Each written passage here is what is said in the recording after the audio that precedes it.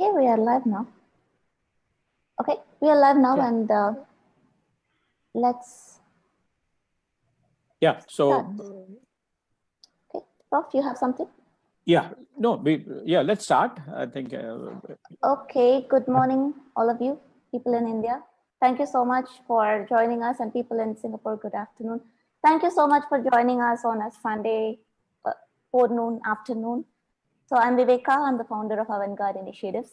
Let's start because in Avant-Garde Initiatives, we believe in being punctual. Simple housekeeping, audience will be on mute and the videos will be turned off until the end. Towards the question and answer session, if you really have, I really encourage all the participants to come forward to ask questions. At that time, if you raise your hand or leave your question in chat, I will unmute you if you're comfortable with that. And you can still start asking questions in the chat just after we start, no problem. Keep asking questions. The more questions, the more interactive it is going to be today. And let it be more specific for the speakers today. Both of them are experts in data science. But if you have questions beyond data for biology or for any other field itself, you can write to Avant-Garde Initiatives at gmail.com later. I think the font is not very visible here. You will find it later also in one of my other slides.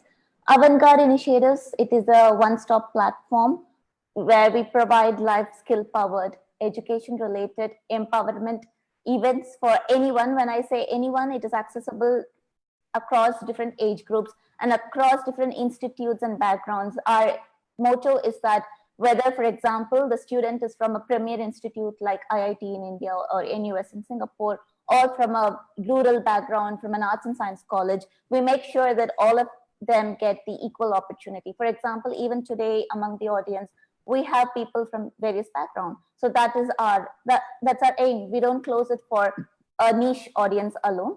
And we try to give different career, research, mentorship, personality development, and we also try to connect the audience today and tomorrow with our global network of people. So that is our motto.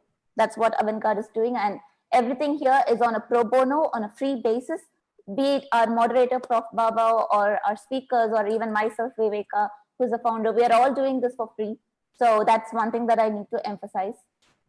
And we do global programs for, as I said, for different age groups and different, it's across age groups and gender, race. That's what I wanted to say. And we have, we offer a different suite of programs, but I'm not going to go into this. Please go and check out on our website later. You can take a screenshot or photo of this page. There's our website here. Please go have a look. And you can write back to me later if you want to know more about any particular program. And okay, I'm going to tell this now, but more about it towards the end. We have partnered with the NUS MBA Business School to start a program called Uplift Mentorship Program, where the mentees are one of you guys, and the mentors are from our alumni of NUS Business School or also current students. We're trying to put a 3-month program, which is also free and it's also highly competitive. More about the program later. And here I will pass the session over to Prof. Sai Baba, who is our moderator today. He's going to take forward the talk from here onwards. Over to you, Prof. Baba. Yeah, thank you, Viveka. Good morning to all of from India. Good afternoon from Singapore. I hope all of you are staying safe and taken care of, and then handling the COVID threat. So this is an initiative of Viveka. This is the third in the series of 4-part. To start with, we said it was planned for 4-part series. The third one, it's aptly thought about title, and like innovations in the times of crisis, and how stepping into the new normal world is the main the theme of the series. So the first one was we talked about implementing and communicating innovations, where myself and Agatha were the speakers. Viveka did the hosting and the moderation. And then the next, we switched our roles. Viveka and Marlena were the speakers, and I did the hosting and the moderating. And we talked about innovating and commercializing inventions. And that's a very important topic. Here we are, the third session. But the topic is into the data-driven new normal world. In fact, data has been impacting our research, our society for quite some time. Then in the new norm, when the world is going through the crisis, how is it shaping up is what we're going to discuss. And we have two young, enthusiastic and brilliant panelists. We are happy to have Shivam Bansal. He's a senior data scientist at H2O.ai at Singapore. I will only tell 2 words about him. He's a Kaggle Grandmaster. I'm sure he would tell more about it. I think more importantly, he's a cross-domain specialist. And that's what is going to be the new norm. No need to be restricting yourself to one domain. And Hemanand is a part of the team. He has been helping us in every session. And today he will change his role, and he is one of the panelists. He's a business analyst. He is with the Singapore Technology Engineering at Singapore. And I think he specializes he's a planning strategist, I think, and also travel enthusiast. So with this brief introduction to the panelists, let's start our panel discussion. So we now go to Shivam Bansal. What I suggest is that initially, please introduce yourself in some detail and then make your point. And then we'll move to Hemanand, and then we will start our the question answers or the panel discussion, which we have some few questions to be asked. And then we also get the questions from the audience. So Shivam. Thank you, Prof. It's my pleasure to be part of this series, and thanks to Viveka for organizing this. I'm very excited to share my experiences with all the audience. So just as a quick introduction about myself, as Prof mentioned, I'm a senior data scientist at a company called H2O.ai. We are primarily a technology company where we leverage different types of data and solve different types of problems across the industries. That's what I have done in my experience. I have helped different organizations to bring value from the data sets that they have collected and improve their business decisions making. Everything that the companies and organizations were doing with their experience and knowledge, as a data scientist, I help them how they can leverage data to improve those business decisions as such. Well, I have a couple of different hobbies as well. One of my main hobbies is that I like to compete in data science competitions. And Kaggle.com is a place where many of the organizations, well-known organizations, host their data science competitions. And as a data scientist, I take part in them. And I am one of the Kaggle Grandmaster out of 200 people all across the world who are the Grandmasters. Grandmaster is essentially the topmost tier in the data science levels in Kaggle. I will try to make it short only, but over this presentation, I will be speaking more. I'll be sharing more experiences. Maybe I'd like to pass back to Prof. Yeah, thank you, Shivam. I think tell a little bit about your educational background. I think what you have done before becoming data scientist and what it has been. That would be. Yeah. Sure. Great. So I graduated from computer science and engineering background about seven years ago. And at that point of time, I developed my interest in intelligence, how any application we are building, can we make it more intelligent? And that's where I realized that data science has a big value in that. And that's how I started my career in data science. I joined a couple of organizations in India who were working in this domain, who were using unstructured text data from previous research papers and journals and trying to find patterns which can be used in the new research, in the new journals. I was very fascinated about that, and I kind of spend more time learning about these skills, which are essentially called natural language processing, machine learning, etc. After spending 4 or 5 years in the industry in India, I thought that now data science is not just technical aspect. There also has to be business aspect of data science side. So that's where I decided to pursue masters in business analytics from National University of Singapore. and I graduated 2 years back from the master's course. And then in that experience, in that education, I learned how the same technology can impact the business side. It is very easy to make a good technical product, but unless it has a business value, it is not a successful product. So all those experiences I learned during my business analytics study. And then during my experiences, during my work experience, I also realized that working just for one organization may not make you a successful data scientist, but you have to have different hobbies. That's where I tend to pick different skills, and started competing in the Kaggle competitions and some other platforms. Thank you, Shivam, for the details. And you said you have a presentation. You would show us now. I can show it during some other panel, some other questionnaires. Okay. Okay then. Then Himanan, I think. Yes, Prof. Thank you, Shivam.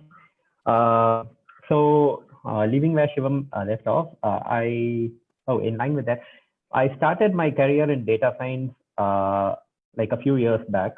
So prior to that, I worked in a industrial manufacturing company. I was a product design engineer. It's a core mechanical job. And then I moved on to become the senior planning engineer. And that's where I started to take in planning as my career. As time passed, like 3 or 4 years, then down the line, I understood what data could actually do, help you in planning and strategize better. And then stumbled across this particular course called Business Analytics. That's where I met Shivam as well. And on learning about this course, I understood how one can leverage data to to provide better markets or opportunities for your own company. But then I had to leave my company to pursue my studies. I came forward, and then I did my master's in business analytics, and then moved on as a business analyst in Singapore Technologies Engineering. Here I primarily work on providing business strategies using data. So when I say using data, we use statistical programming, data visualization tools, and then certain reporting tools for providing insights and ideas. In a nutshell, I could tell that I have been moving on through 2 different domains, and the change from a mechanical background to a data-driven background is really huge, and I can actually help anyone who could who comes up with such queries as well. Yeah. Thank you. Yeah, thank you, Himanand. And all of the audience should know that Himanand has been helping along with Viveka in organizing this thing. And so thanks for that. I think you would all agree now that today we're living in a world where data matters. Somebody calls data is the fuel, data is the money, data is everything. That's what people learn. And you all realize that we are all data driven or connected by the data that is available. So we have 2 panelists coming from very diverse background. One from computer science background, moved to data science, and then now data analytics. And we have a mechanical engineer who did a lot of work on planning, becoming planning in a production firm or fabric, and then moved and got enthused by the possibilities of data science, becoming data analyst or data scientist. And so these 2, they send us one message to us, is that you have opportunity for anybody who's interested in data. So I think you can see these 2 young data scientists are available with us, and that should be a message to all of us that you can take up data science, and this is what our discussion will center around. So let me start with Shivam. Shivam, you said you're enthusiastic about becoming a data scientist. So it's I want to ask you, what is it being a data scientist? And of course, you briefly mentioned why did you choose this field? But I also wanted to ask you how the journey has been so far. Mm-hmm. When you compare your journey, you should also compare with the journey with those who continue with the computer science. Since you are a computer science student, and you can always compare yourself that how the journey has been as a data scientist. And then, so I think, so look forward to your response. Yeah. Yeah, so working as a data scientist personally is very exciting to me. I really enjoyed my day-to-day challenges and tasks that I get to face in my organization. So as a data scientist, being a data scientist, we tend to work on many open-ended problems, which do not have a clear solution, which do not have a clear goal. But as a data scientist, we have to bring that structure in that open-ended problem and try to find out how it can impact a business. Anything which the companies or the organizations were doing, can data science be used in that same area, and can that be helped? That's where, as a data scientist, our most of the time is goes into digging deeper into the data, finding out patterns that might be useful, learning from the data, and then provide models which can automatically take some decisions and assist the human decision making. So the impact of data science is actually very visible, and it can be huge in terms of ROI. So the same ROIs that companies were getting with their experience and knowledge can be augmented better with the help of data science. And that's where data scientist plays a very, very important role in bringing those transformations. Talking about my journey so far, well, journey has been really amazing. As I mentioned, since data science is a big field, there are so many areas to explore, so many areas to learn. And I'm proud to say that I have explored many areas, and I have also contributed to some of the good non-profitable works using data science via my Kaggle experiences or via some of my researches that I have done. For example, I helped an organization in US to identify whether the police is more racial or not. Are they taking more racially decisions or not, using the help of data without any human bias? At the same time, I also helped another company who were fighting for the unconscious bias in their hiring processes. Like, it was a big organizations, there were so many managers, and there was a bias in their decision making. But with the data, we can actually figure out what sort of bias are they making while they are hiring the candidates, and can they improve that? So things like that, they actually not just help the organization, but also helps the community. uh, Parallelly, I did some researches around um, helping in drug discovery process using the help of data. When I was in my master's course, I did a research on how proteins and ligands interact with each other, and can data science, machine learning, deep learning can be used to find new potential drug candidates. So this has also the direct impact in many different words. And I can say that all of these experiences would not have came if I were doing in my, if I were doing, let's say, the computer science journey, because computer science is definitely very exciting, but it tends to revolve around building applications, building softwares. But data science provides a platform to be more creative, to be more open. And that's where I have witnessed so far in my journey. Yeah, thank you, Shivam. I think so. You say it's been exciting. I think what you're sharing with us is that you're able to contribute to the growth of organizations to be just, to be balanced, and that's what I think you are excited about it. Yeah, we'll continue our discussion in the next one, but I will now ask Himanand. Himanand, please tell us what are the skills that are required to be a business analyst. Is it maths, programming, business administration knowledge, or all of these? And then how one prepares to become a business analyst? I think let us learn from you. Okay, thank you, Prof. Okay, this is a bit of a very generic question, but yeah, from my perspective, I think there are three important qualities that a business analyst should have. The first thing is critical thinking. As a business analyst, you need to you would be in a lot of situations where you would tend to find solutions, you would tend to find root cause analysis, etc. So you need to be able to think critically and then understand the relationship between the cause and the effect, and the reason for any problems or solutions to any business problems, etc. When I say critical thinking, you should also be it means that you should not jump into conclusions very, very quickly. So this is one. The second one is creativity. The solution that as a business analyst you provide to your customers is generally will not be offered to you in a platter. You need to look for solutions outside the box. The solutions could be anywhere.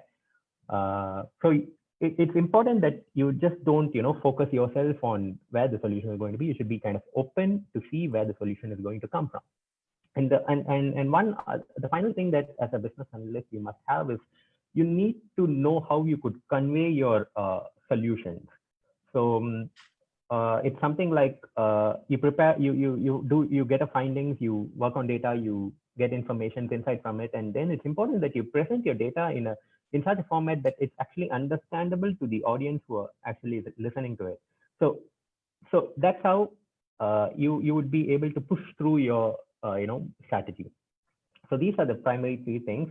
However, when you talk about maths and programming, I think you need to have some, you should be a little bit strong in mathematics, because when you're working in data, you're actually trying to find out patterns. You're going to create statistical models that could that create relationships between your input and that is your problem and your solution. And then in terms of programming, you must also have programming, because you're going to as a business analyst, you're going to work on really huge amounts of data. If it's going to be very small, then any statistical tool like Python or Excel or etc. can do. But if you're working on big data, you really need to know you need to be really good at programming in the data perspective, like maybe any data transformations, etc. Yeah, so these are the important traits that you need to develop in yourself to become a good data analyst, business analyst. Yeah, thank you, Hemanand. I think you raised a very important point. We need to have a critical thinking is important. I think first of all, we need to learn how to address, how to think about a problem, and then you also said outside the box of looking at outside the box. Thank you. I think Shivam, you mentioned about the data science, big data. Now, people are using this often now. I call it data science, big data, AI, machine learning, machine intelligence, and you can see many of these things are being used now. Now, let me ask you that how they are connected, are they, and how do they augment? That's one thing which the question comes into minds of many people. Then, what are the skills required for one to become successful as a data scientist? Yeah, so that's one of the very important questions for any data science enthusiast to understand what is the key difference between all these terms which are interchangeably used at many occasions. Well, I would say the core part of all these terminologies, the core field is data science field, which basically is the foundation for everything. For example, data science is the field which talks about study of data, which talks about learning from the data, making different frameworks and machine learning models, which can be then used to predict and tell what is likely to happen on the new data. That's where data science is in general, in layman terms. But let's say when we are dealing on a very large scale data sets, for example, things like IoT data or smart devices, which are coming every day in this industry 4.0 revolution, or things about tracking customer histories, let's say when they visit a website or they visit a bank. In all of these cases, we are talking about millisecond levels of data, and sometimes it can become huge. It can reach GBs or TBs of size. And doing the processing, doing the data science at scale, such at large data, that's where we call it's a big data analytics, because we are dealing with distributed systems. We are dealing with cloud systems, which normal machines cannot produce, which normal machines cannot handle. And when we talk about artificial intelligence, we are talking about applied data science. We are talking about the use cases which have been applied on some of the real scenarios, and users who are interacting with those applications, they can clearly see the difference. They can clearly interact with those applications. For example, the way these chatbots have appeared on every website, instead of a human talking to another human, it seems that a bot is now able to take all the decisions. So that is one application of applied data science, which we can call as artificial intelligence. When we visit any website, we get get relevant ads, we get relevant offers. So that personalized experience is via artificial intelligence. So these are the use cases of data science or big data. And once they are applied to a real scenario, they are artificial intelligence. And then another important field, which is always mentioned about machine learning. Machine learning is a subset of data science, which basically is a study of algorithms. And those algorithms' main goal is to learn from the data, from the past data, come up with a mathematical function which is capable to predict or forecast what is likely to happen, what is the likely output for a new data. That's where it's machine learning, where it is learning from some data set. So I would say these fields definitely has some overlap, but they do have some distinctions in terms of their definitions.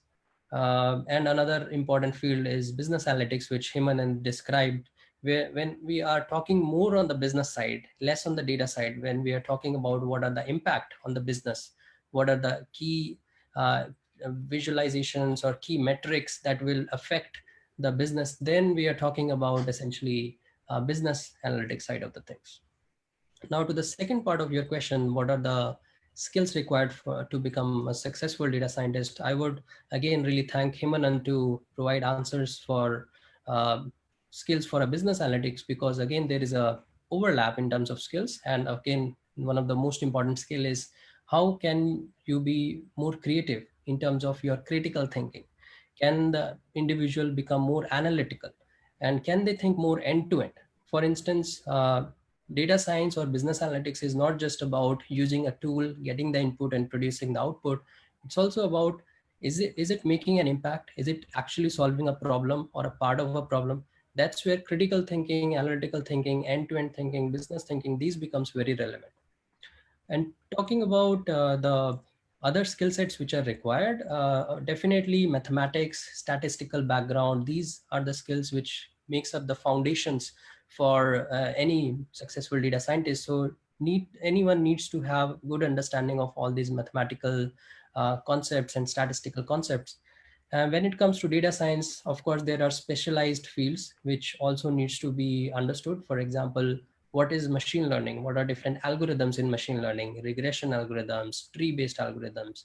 And then the advanced form of machine learning is called deep learning, where we are talking about complex neural network models. So neural network models are some models which mimics the human brains, how the human brain processes the information. We can also create models in system which are like neural networks. So understanding these form of neural networks, how they work, how they process the information, understanding these skill sets is definitely important. And at the same time, knowing all of the things is not just the end of the story. One needs to have skills to also implement that. That's where programming skills comes into picture, where technologies like Python, R, SQL, these becomes very relevant and important, so that any concept that data scientists know, they can actually apply it on a real data set and get the business outcome as quickly as possible. Thank you, Shivam, but I need to augment my question to you. I think the way you sounded, I would become worried if I'm a biologist. I'm a master's in biology student. You're telling about mathematics, you're telling about statistics, you're telling about critical thinking, you're talking about data analytics.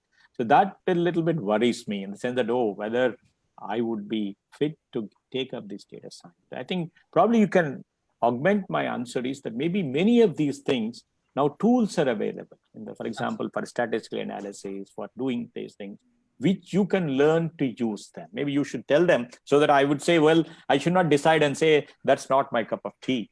This is where I think, well, all this, maybe if you want to augment your answer, that would be good. That's definitely important. So what I mentioned are those skill sets which makes up a data scientist, but it is not necessarily that those skills, without those skills, person cannot apply data science.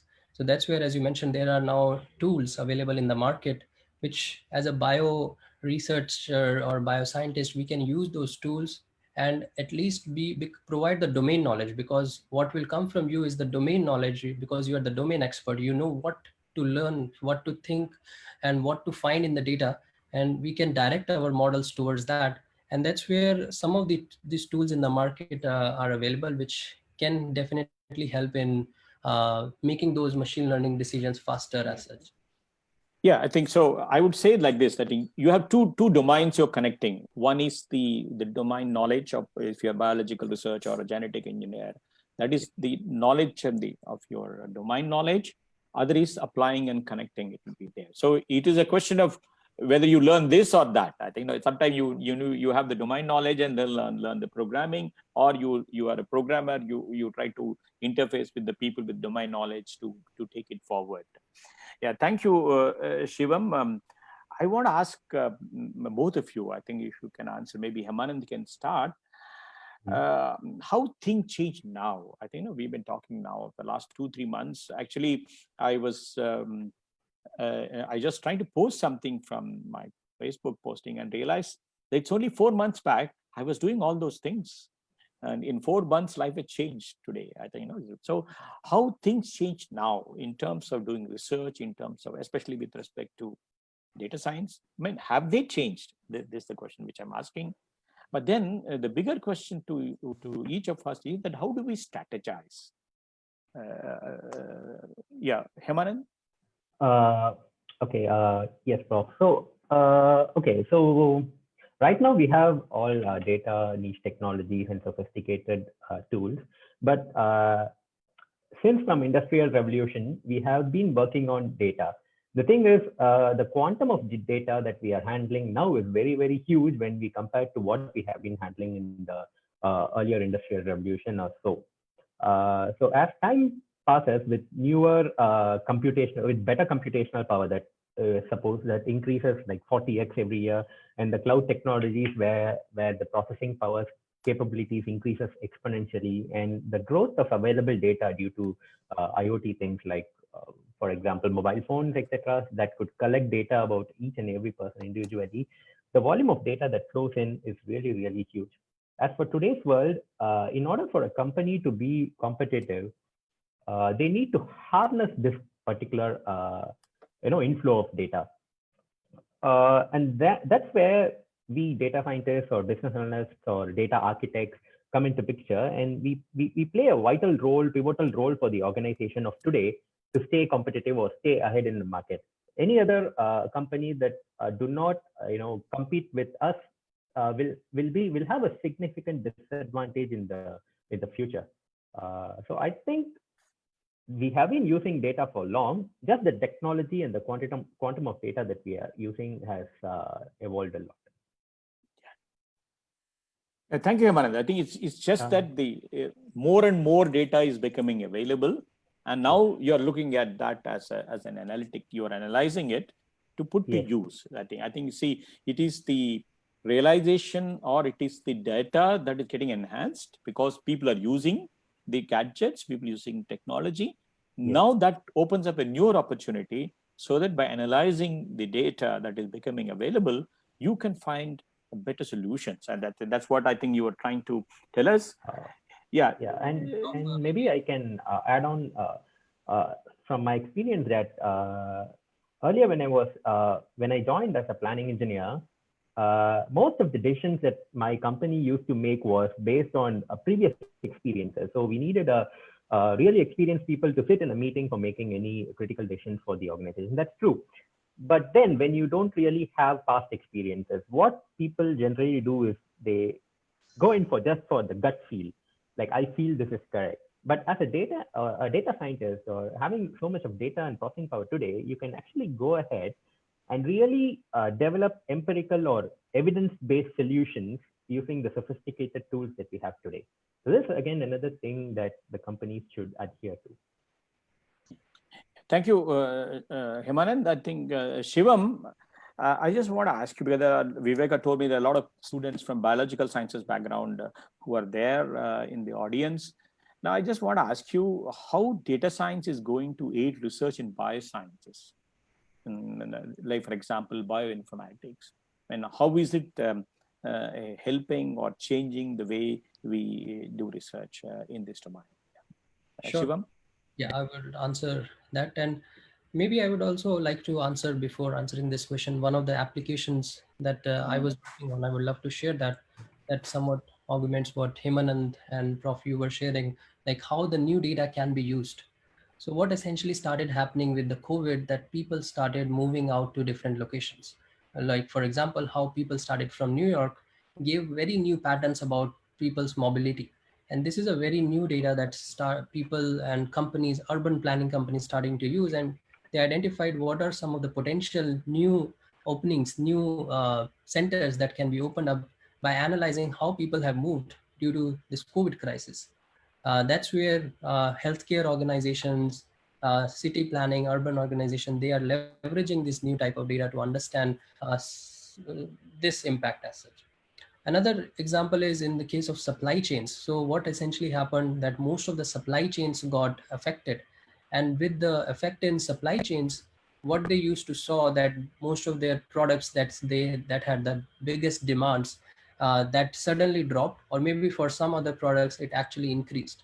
So now can we leverage this new data, let's say, for example, COVID data, and prioritize our inventories and supply chains?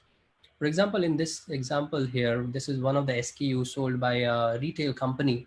The black line here shows how the sales have moved in 3 months. And then they actually made a machine learning forecasting model, which was telling them, hey, your sales are likely to go down. But there was actually COVID, there were COVID cases, and this resulted in increase in sales. So now with the new information, with the COVID information, uh, companies have now ability to improve what they used to do, what they were telling before, and they can improve and take the better decision with the new COVID data as such, for example. So these are some of the areas that have witnessed these effects. And of course, coming to your question, Prof, bioscience is definitely another area which can have big potential to leverage data science and make some big impact. So one of the areas that researchers have been working on in bioscience with the use of data is this drug discovery, which I also briefly mentioned before. So the goal in this problem is that we take all the past data of protein structures, we also take the data of ligand structures, and we combine them and see which one will have more likelihood to interact with each other or not. And then this becomes a training data set for our machine learning model, and machine learning model can tell what are the properties of a protein or a ligand, and what makes those properties to interact with each other.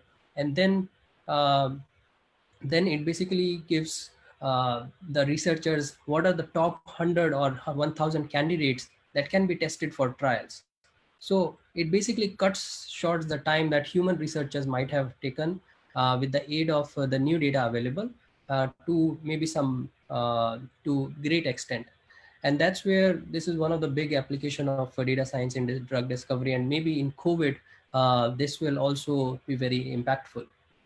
An additional use case in bioscience and research can be by leveraging the images of, let's say, the X-rays or molecules or protein structures, and identify what are those symptoms or what are those properties of cells which may cause a disease, maybe let's say cancer.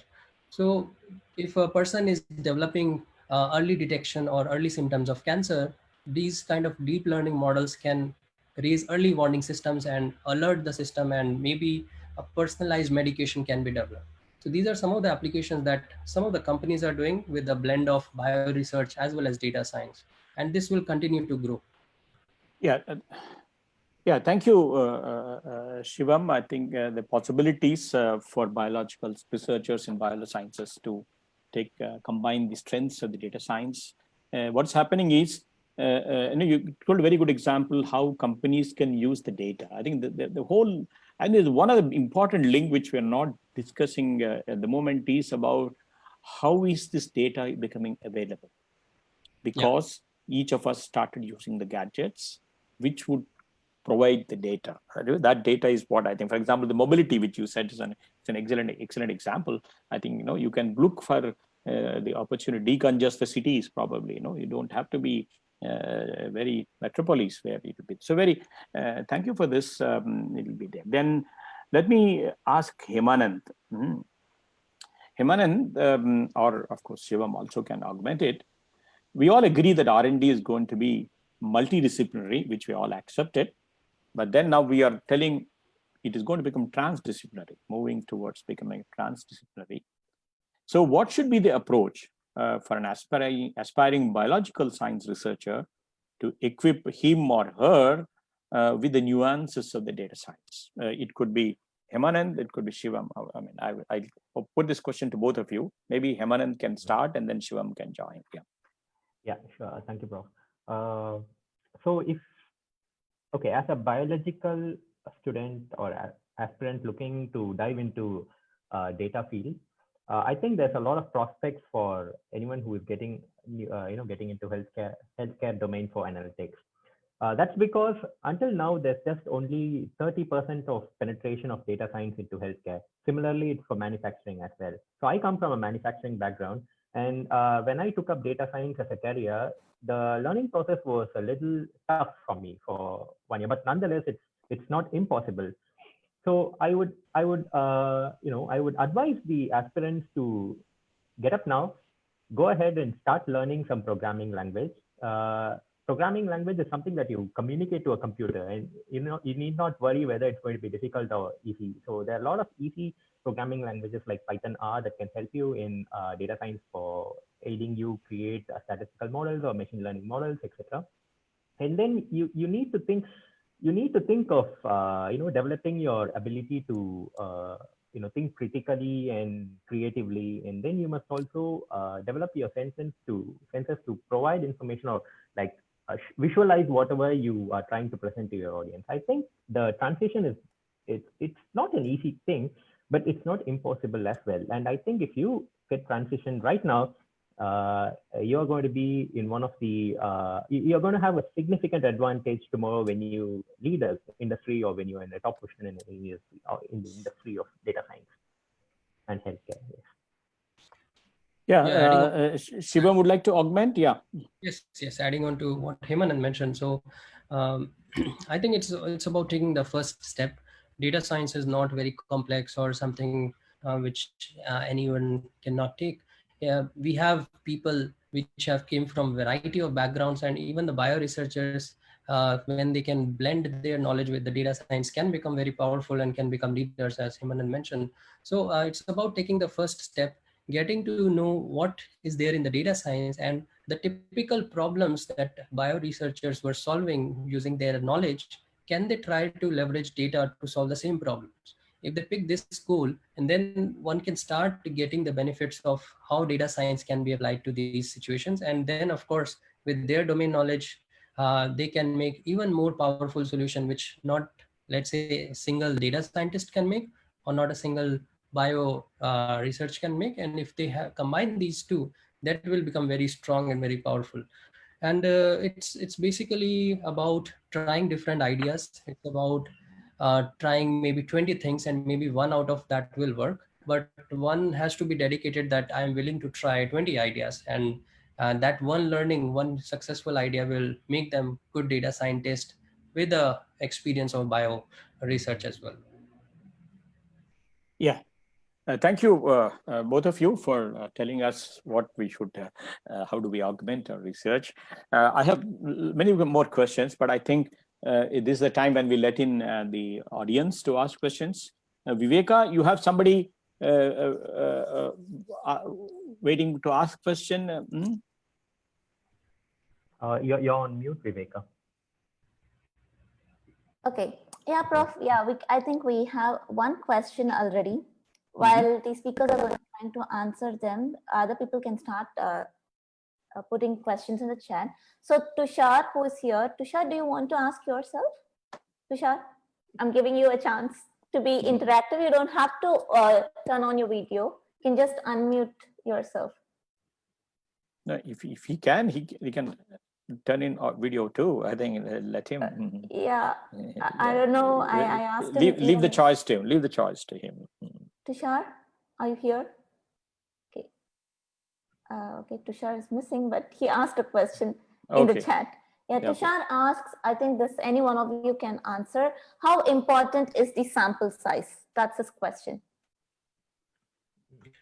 Maybe I would like to take a dig into this, and then Hemanand and then Prof can add on top of that. So sample size is definitely important. If the goal of our analysis, of our research, or of our work is to develop an intuition or solidify our hypothesis, then we can even start with a small sample size, which can be in, let's say, some thousands of rows of data. But when we are talking about actual use case, especially in bio research, then the sample size should be good enough to establish our hypothesis and prove that this actually works, which can be in some millions or in terms of GBs of size as such. Yeah, correct. One more thing about the sample size is, okay, not size specifically. The sample should be of a replica of the actual training data, sorry, the actual data that's going to come in. So the quality of the sample is also important, and we need to consider that as well. Yeah, I think what I want to add is that especially when you're handling data, I think you need to follow what is the optimum size of the data is. It's not a fixed quantity, it keeps varying. So what one need to do is that, let us say I generate X amount of data and apply them and then add X plus Y data and see how your patterns are changing. No, that's how I think then at some stage, any more addition of the data doesn't alter the predictions or the variation. That is the time when you can say, yes, I have the optimum data. So you need to do this experiment all the time. I think this, not experiment, this analysis all the time. If you have, let us say, I have 100 data set points, just see how it varies from 25, 50, 75 to 100 and see whether it is changing. If it is changing, that means you would not reach the optimum level of data set. And this is the general guidelines, but we're not talking about 25, 50. We're talking about huge data. We are talking about it. I think you need to fragment your data into pockets and then try to apply your model and see how it changes or how it alters your predictions. I think then you decide, okay, now I reach an optimum level is what you can say. Okay, Viveka, somebody's joining. You're letting in somebody? Yeah, just 2 people joined just now. Anyone from the audience, do you guys have any questions? You can put it in the chat. I really encourage you to come forward and ask if you have. Tushar has raised his hand. Okay, coming to you, Tushar. Sita here. Are you able to hear me? Yes, yeah, we can hear you. Yeah, so thank you so much for this session in the morning, being productive Sunday. I just wanted to, ask, I am from a commerce background. So now where do I start with data science? So I have no clue about this coding and, the things which he had actually mentioned. So as a basic person now, how do I put myself to start, getting into this? Okay, great. Who wants to take the question? Yeah, let's ask Shivam to address and then Hemanand. Yes, okay. I think Hemanand came from manufacturing to data science. So I think, yeah. Yeah, thanks for the question. Let me start, Hemanand, maybe then you can add. So I think it will be definitely good to start by learning a programming language, and Python is one of the most popular choice and one of the easy choices that data scientists are using these days. It is not complex, and we don't have to become expert of Python. We just need to get the flavor of what programming language is and what Python does, what are basic syntax that are being used. Once we have developed the Python understanding, it definitely makes sense to learn some of the concepts of data science. For example, how machine learning algorithms work, what are different algorithms that are part of ML. And then the third logical step will be to whatever we have learned in the second step, try to implement it on some of the publicly available data sets and see how our programming language is being used to solve some of those use cases as such. And we have to keep on iteratively improving and repeating the same process unless we become more confident over time as such. Yeah, so I think what Shivam said is a wholesome package of anyone who should do what one should do when they are starting a data science field. Yeah, I would like to say the process is not simple though. We need to have the dedication, and we need to keep trying until we proceed forward. Yeah. Okay. Well, yeah, I think the message is clear. Don't worry whether you're from commerce or arts or whatever it is. You need to have inclination and ready to put in efforts, and then you are in. I think it's an opening where you need to have people from all backgrounds, and I think that's what is the message from these two experts, young experts. Viveka, do we have time for any? Yeah, we have one more question from the audience. Hmm? One more question. Advaita, do you? Oh, sorry. Who's this? I am Dr. Jnanam from Tamil Nadu. Oh, Agricultural Jnana ma'am. University. Yeah, sure, ma'am. Yeah, I would like to pose a question to Yeah. Shiva. To what extent data science can help in automation of biotechnological experiments, replacing the skilled manpower? Okay, so that's a tough question. I would say we can data science can never replace the human experts. There always be a need of human in the loop. Data science can help in assisting their daily work life, whatever the mundane tasks that they were doing, maybe like cleaning the data, pre-processing the data, applying something on data, getting things done. That can be automated. So I would say some part of the whole process can be automated, but still to make the final judgment, to make the final decisions, or to direct that modeling process, data science process, human experts will always be required. So Okay. data science can make them productive, but can never replace them. Sure. Thanks.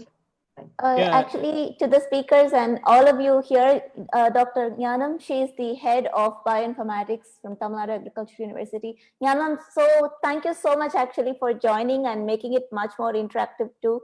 We really request you to give a vote of thanks at the end. But now let's kind of continue. Thank you, ma'am, for being here. It's an honor. Yeah. Viveka, I can see your excitement of having Professor Jnanam here. I just want to add to the question which Professor Jnanam asked. There are two aspects to it. One is automation, and other is the data analysis. So I think when it has to be automated, it is actually how amenable your processes for automation would take over. I mean, that's where I think that would help. That's where the automation comes into the picture. I think to ensure that most of these experiments, most of these the devices becoming amenable to automation would make it to replace. But then, as everybody is telling, there's nothing like having a human along with your data. These are all aids. I think you can automate, you can do that, but I think it's important to have involvement of humans. But more and more utilize the expertise that is being made available to you, and then you can concentrate on decision making about it. I think this is where I think we are now leading to, and it will be there. Yeah. So. I don't know. We have still a few minutes more time, right? One more question. Advaita, I don't know. Advaita, do you want to unmute yourself and ask the question? Okay. Looks like her net is not stable. Her question is, okay, any one of you data scientists, she's asking, I would like to know how data scientists see the question of privacy or consumer privacy that is often being discussed in current times. That's her question. How do you look at privacy issues? That's her question. Who wants to answer? Okay. That's a bit tough question. So as data scientists, we do find a lot of data that's shortfalling. We are never enough of the data that we have. We always want more to make better decisions and improve our operations, etc. So when question of privacy or consumer privacy comes into picture, I think it's a bane for us. However, looking at the current Hello. Sorry, audience, can you put yourself in mute? Unless you want to ask question, we'll come to you soon. Yeah. Yeah, from the perspective of a data scientist, I think consumer privacy, though it's mandatory, it's needed, we see consumer privacy as a bane. But however, we do try to find out ways and means of simulating data of what could have been and so on. Say, for example, if we need statistics about the height of any person in a particular location, then we don't need the height necessarily. We could just get the gender, we could just get the age, and then we could try to create a mathematical formula that could create a similar data set that we are missing. So this is an example to quote. Yeah, I just want to add, Hemanand, I think what is important in the privacy is that one is to get the data. Okay, whether you like or not, people are getting the data. I think we need to have a very stringent procedure for not to misuse the data. I think that's where the regulation, that's what would have to come into the picture. If you enter a mall without your realization, you are being monitored. I think, where you're going, what you are, and what you're buying, everything is known, I think, because since you use the credit card or whatever it is. I think the question now we need to concentrate on is, how do you regulate people who are having the data in using it or misusing it? That's where I think the challenge we have to concentrate. The answer is not to have the data collected. No, that is not the answer, because the answer is, how do we ensure that people do not misuse it? Misuse it in terms of getting into privacy and things like that. And this is my opinion. I thought I'll just share with you people. Yeah. Viveka, I think there's a question from Venkat. Is there, or we can? I think it's since here. the person is not here, let's. Okay. Anyone else? Do you have a question? Okay, Tushar has raised his hand. Tushar, do you want to come forward and ask? Yeah, hello. Can you hear me? Yeah, we can. Yep. Yeah. I'm Dr. Tushar Borse. I'm faculty at a Biotechnology Institute in Baramati, Pune. Okay, thanks. Nice Thanks to for have you, taking up doctor. my question. Yeah. Thanks to have you. I just wanted to know that in biosciences, we have too many sequence data nowadays, which is available. And after the completion of the Human Genome Project, it was thought that we can play with it and can have wonders for the human beings.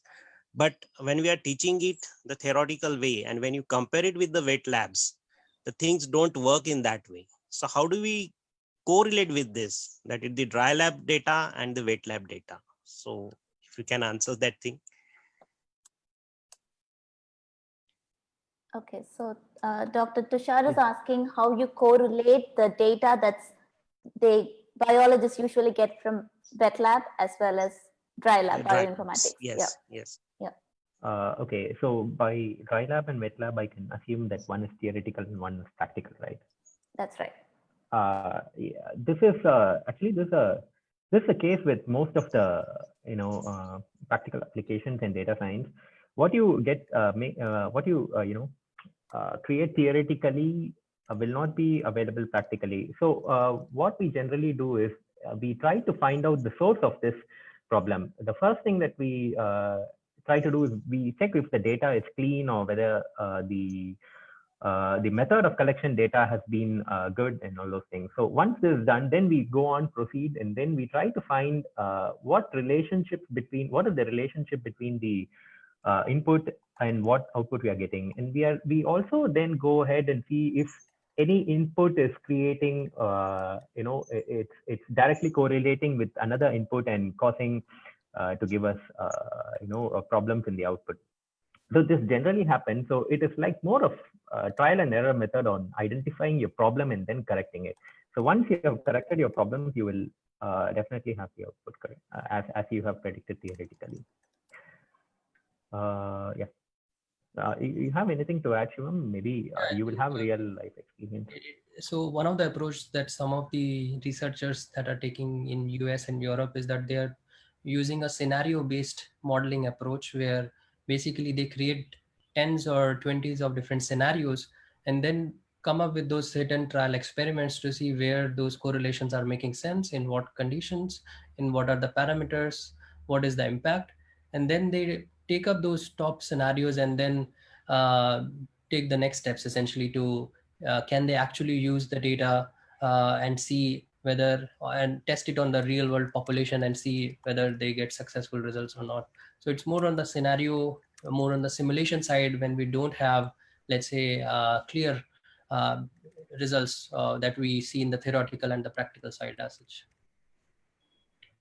Okay, friends, you all agree that we have good discussions, and I'm sure that we can continue for a little longer time, but I think we need to stop now. I think you all understand that data science is going to play a very important role.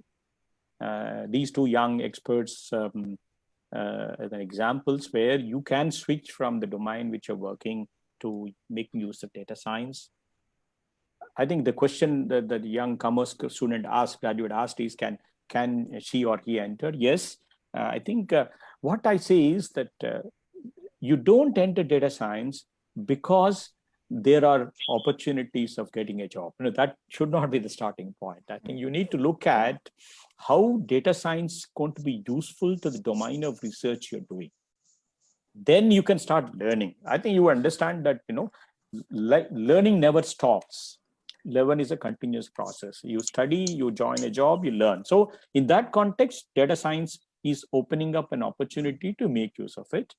It is going to make jobs simplify the job because large data analysis can be now done by these data science tools which are available, so that you concentrate on making conclusions or making sense out of the experiments which you're doing.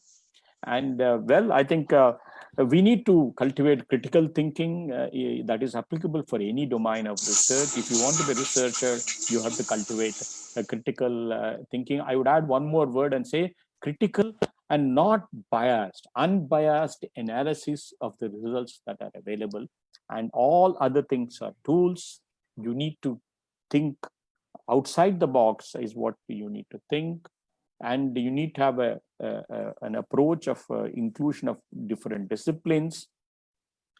And the Shivam said the science of data is data science. So with more and more data that is becoming available, how it can be effectively used. He gave very good examples of how people are moving out because of COVID. And then that would give a lot of ideas, possibilities for decongesting cities and opening up newer opportunities. So, I think it's going to be an exciting domain which would impact research, impact the society, and this new norm, which I think we are all in, is opening up newer opportunities to quickly look into the possibilities, and that's where data science is helping us. I'm sure that all of us would benefit out of the research. Thank you, Shivam. Thank you, Hemanand, for your participation. And Viveka, before we hand over, I would like to invite Professor Jnanam to make her observations, or then Professor Jnanam. Yeah, I'm available. Yeah. I'm very much satisfied with the discussions and the panel discussions, whatever we have made today. Most of the times, we know data science, we thought it's only accumulation of data and it could be applied only to a few situations. But I think the panel discussion with the data scientists along with the business analysts, it has given a clear idea and it has widened the scope of this data science application in wider areas. That is why even I had raised the question, because I am basically, though I am a biotechnologist, my interest is on plant tissue culture. And very recently, many of the automation technologies have come to transfer the plants into the vessels based on development of algorithm and those kind of things. And that's the reason I have raised the question. It was really interesting to know the applications of the data science in wide various fields. I think with this small thing, I'll move on to propose my vote of thanks. Very good afternoon to all the participants and the panelists. Let me profusely thank Professor M. Sai Baba, T.V. Raman Pai Chair, Professor NIAS, for the excellent moderation he had extended. Any panel discussion would get its greatest appreciation. It's only based on this moderators, and that was an excellent moderation, sir. Thank you. I would like to extend my thanks to Mr. Shivam Bansal, the data analyst from Singapore. Thank you for discussing and extending the scope of application of this data science in business, in day-to-day activity, and even the applications of this artificial intelligence and the deep learning in business, in industry, and in medical applications. But as indicated by the moderator, few things we need to be very cautious. One thing is about the regulation of this data science, whatever you have collected, and the security of the data science. So that we need to take care of. And I feel even interface knowledge is always required for a data science scientist in order to bring more options. Next, I would like to extend my thanks to Mr. Hemanand Murthy, the business analyst. He has explained everything. The clear ideas were put forth with a lot of clarity. Thank you, Dr. Hemanand. And finally, I would like to appreciate and thank Dr. Viveka Kalidasan, the new inspiring entrepreneur, our proud alumni from TNAU, and the founder of Avantagrade Initiative Singapore for hosting this webinar panel discussion, that too with a soothing title, Stepping into a New Normal World during this COVID pandemic period. I extend my thanks to all the participants for taking interest in listening and learning on a holiday. Thank you, one and all. Thank you so much, ma'am. It's really a pleasure to, yeah, I did not expect that you will be online, and I was really expecting you to encourage students to come attend, but then you being yourself present here, it's an honor to all of us. Thank you so much.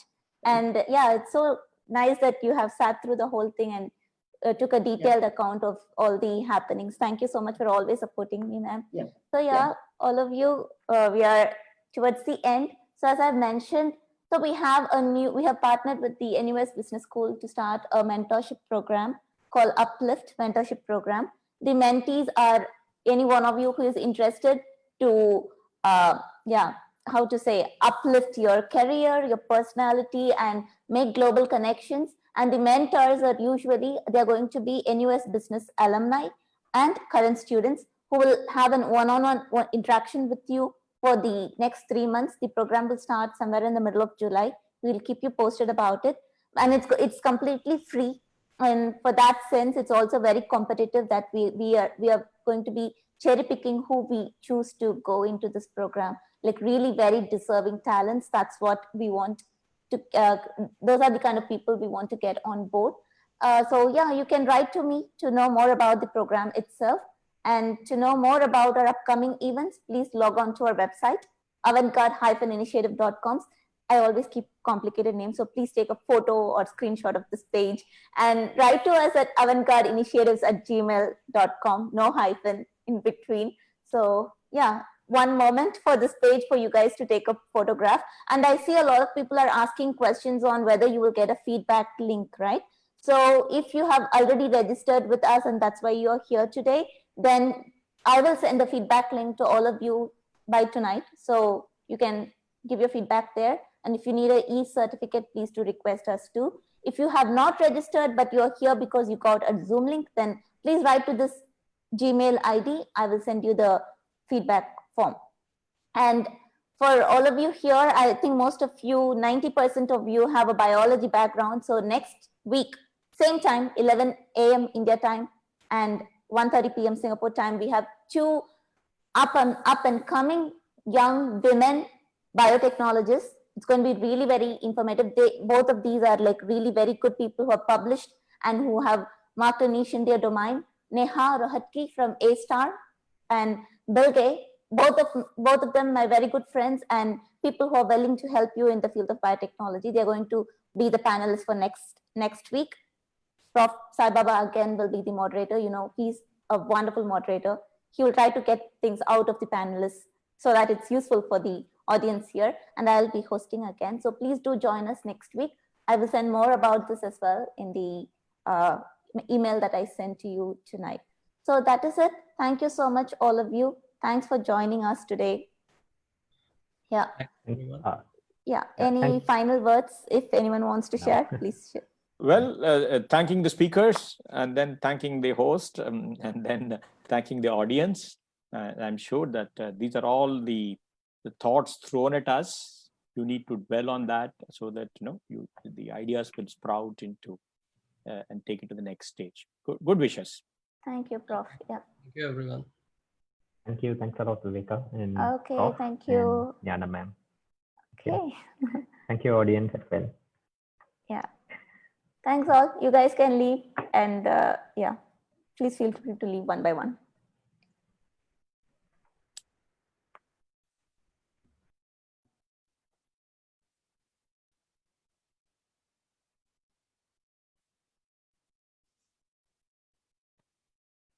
Okay.